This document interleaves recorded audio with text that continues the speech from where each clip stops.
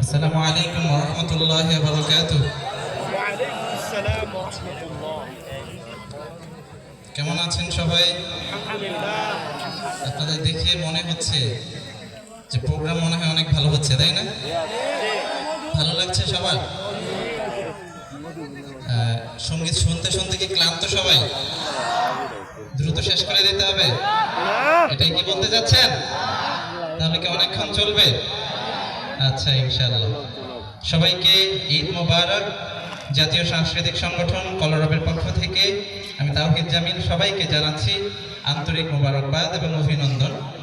আমি শুরুতেই পরিবেশন করব আমার জনপ্রিয় একটি নাতে রাসূল সাল্লাল্লাহু আলাইহি ওয়াসাল্লাম, হৃদয় মাঝে মালা গাঁথি ছন্দে আর গানে তুমি আমার ফুটন্ত ফুল মনের বাগানে। কে কি শুনেছেন নাতে? হাতগুলো তুলুন তো দেখি।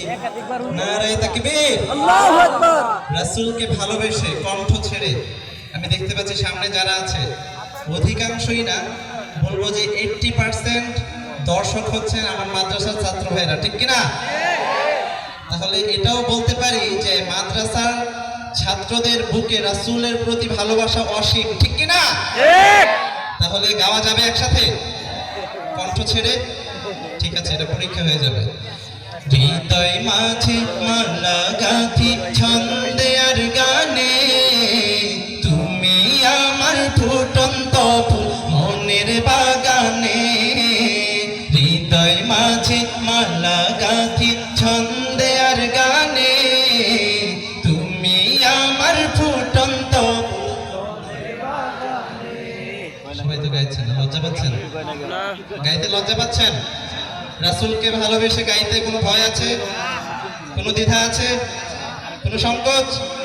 তাহলে সমস্যা কোথায়? শীত তো বেশি না, চা খেতে হবে? চা খেতে হবে না? আমি যেটা জানি এই ময়মনসিংহের মানুষের বুকে রাসূলের প্রতি ভালোবাসা অনেক বেশি, ঠিক কিনা? কথা বলেন, ঠিক কিনা?